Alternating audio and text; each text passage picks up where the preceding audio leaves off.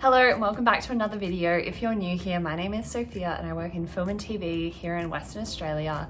And today I'm going to take you through what a payday routine looks like for me as someone who has a variable income. So just for a little bit of context, when you work on, feature films and TV shows, you're paid weekly and you're paid for the duration of the contract. So say the job goes for 3 months, you'll sort of be as a employee for 3 months, and then that contract will end and you'll move on to the next job. So at the moment I'm working on a feature film, and I actually recently had a little bit of a pay bump because I'm taking over a higher role for the last couple of weeks. And so this paycheck reflects the higher rate, which is really good because it means I can sort of prioritize where I'm going to be spending my money and saving and investing.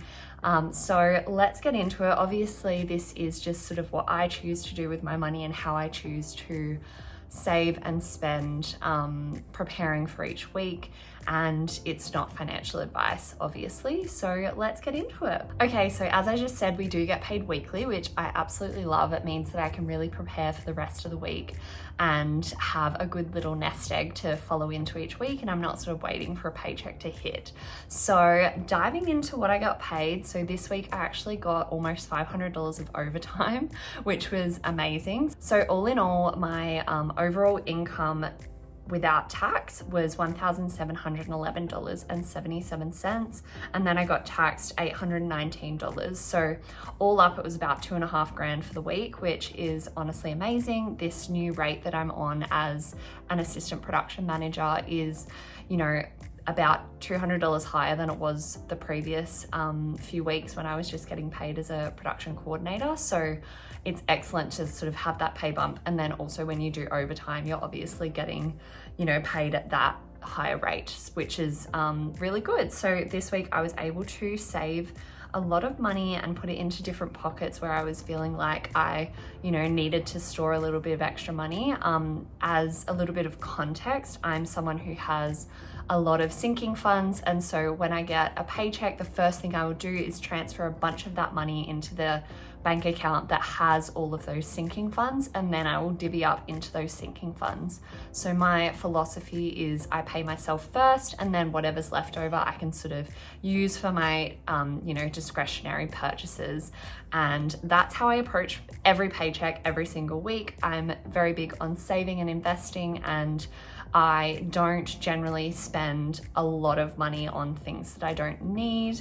But I don't hold myself back. If something's coming up and I really want to do it, or I really want to spend money on, some clothes or something, I will do that. But it just, for me, a priority is always to save and invest first. So just going over a little bit of my goals. So I have some big yearly goals that I want to reach. I have a big goal to invest $20,000 this year. And so working that out for each week, it sort of determines how much I need to invest each week to help hit that goal. So I'd love to invest, $400 a week if I can out of each paycheck to be able to go towards that bigger goal for the year. So I think when it comes to your weekly or, bi-weekly paychecks, it's good to know what your overall goals are for the year so that you can help hit that and meet your targets every paycheck, and you have sort of something that you're working towards.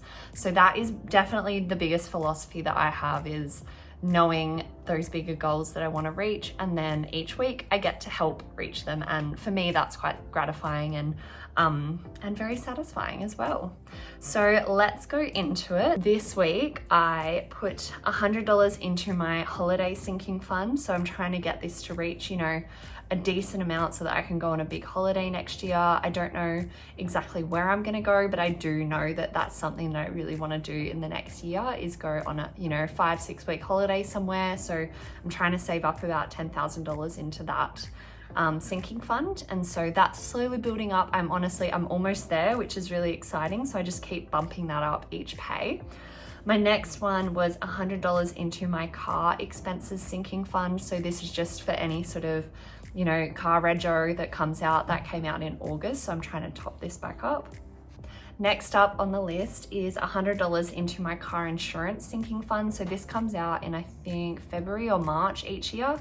And I just have a sinking fund that I put money into and sort of top that up as I go. So when that bill comes in, I'm not having to scramble for $1,000 to be able to pay for my car insurance. So I just gradually topped that up. I added a new sinking fund. So this one is a camera sinking fund. So I really want to buy just a nice like photo camera so that when I go on holidays and stuff, I can take some really nice pictures that aren't just with my phone, because I think as someone who's like visually inclined and I really enjoy the creative process of doing those sorts of things, I really would like to buy a nice camera. I have the Fuji, what is it? Fuji XV2 or X100 or V100, I can't remember what it's called, in my sights as something I want to buy. So I'm slowly going to save up for that and see if I can put, you know, money aside for the next 6 months or so to hit that goal, which is kind of a lot of money. I think it's like 2.5 grand or something for that camera. So we'll see how we go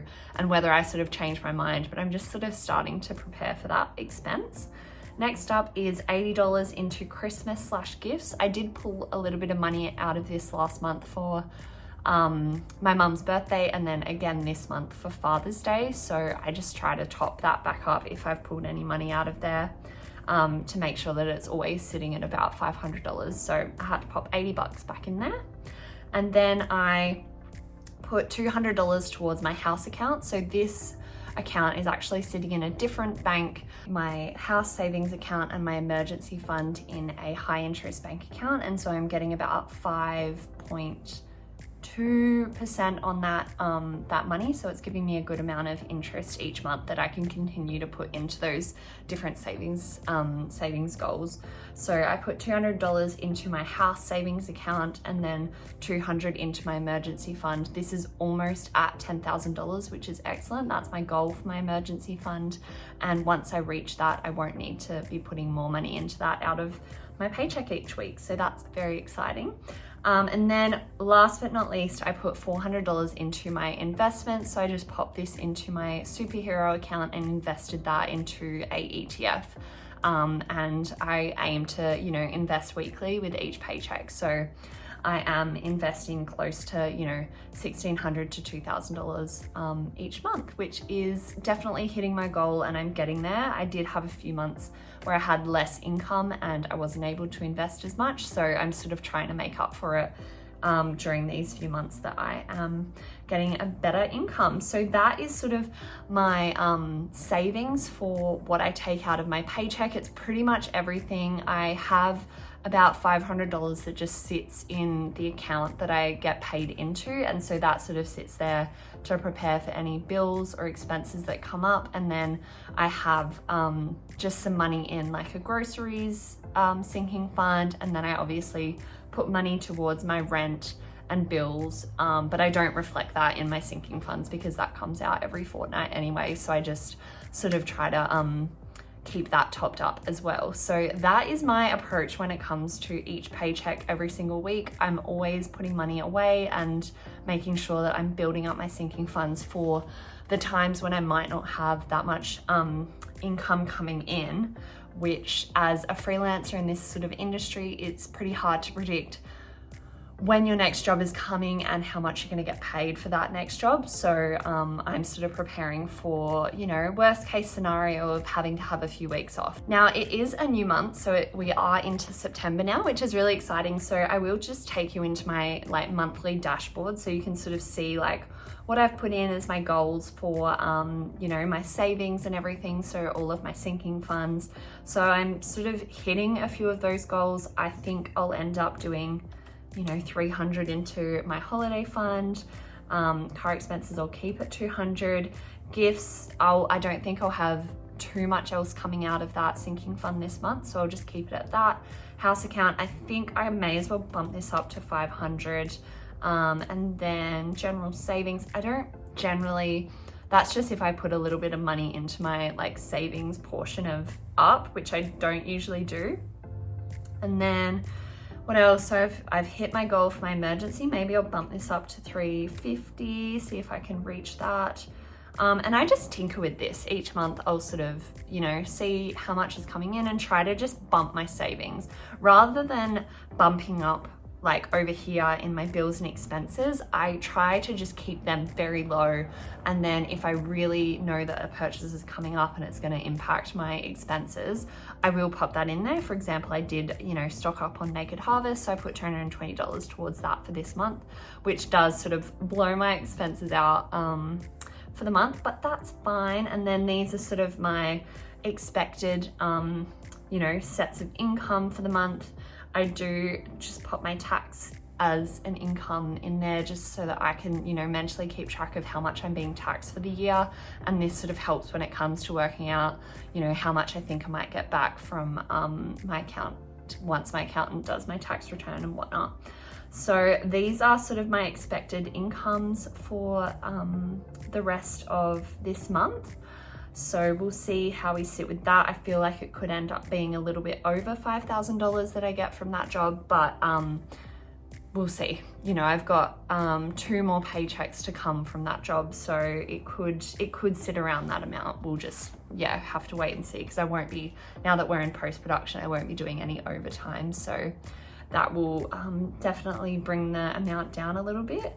And so yeah, that I don't really do like a zero-based budget. I sort of just try to keep track of things as close as I can. I track every single expense and I just try to keep my spending down, and this really helps me give an overview of where my money's going each month and helps me sort of know where to direct my money each pay. So this is the best, honestly the best spreadsheet that I've ever found. There are plenty of them on Etsy. If this one doesn't appeal to you, there's a lot more out there that, you know, might have better formulas or things that they focus on, but this one I have used for the past 2 years and I absolutely love it. So I will link it down below in case anyone wants to start their budget tracking journey and start to really keep across all of their finances. I feel like, you know, getting your head out of the sand and really knowing where your money's going is one of the most important ways to prepare yourself for the future and to save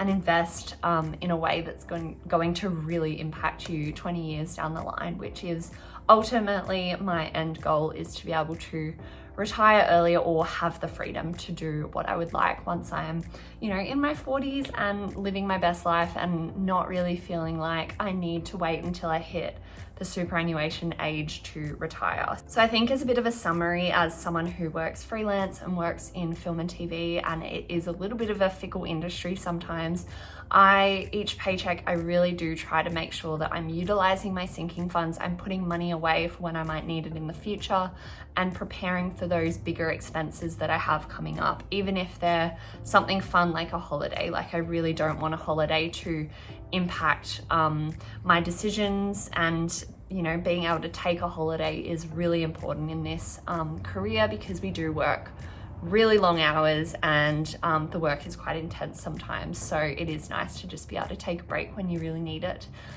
So that is my philosophy when it comes to the paycheck each and every week. It does vary every week, so I do sort of adjust the numbers. It's not a set science for me, it's just what feels good at the time.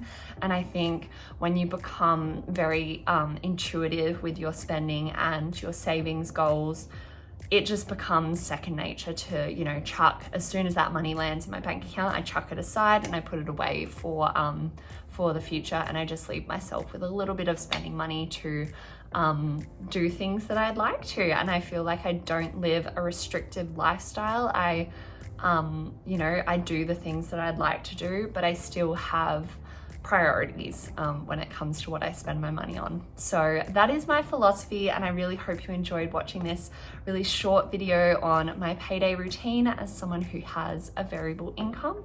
And I hope you enjoyed, and I'll probably do one of these again when I am on a new job and I have a different income, and then you can see sort of how I structure it when I have lower income or something that isn't bringing in, you know, the 2.5 grand in 1 week, because that is kind of, you know, on the higher spectrum for things that I would expect on a job. So anyway, I hope you enjoyed, and I will see you again in another video soon. Thanks so much. Bye.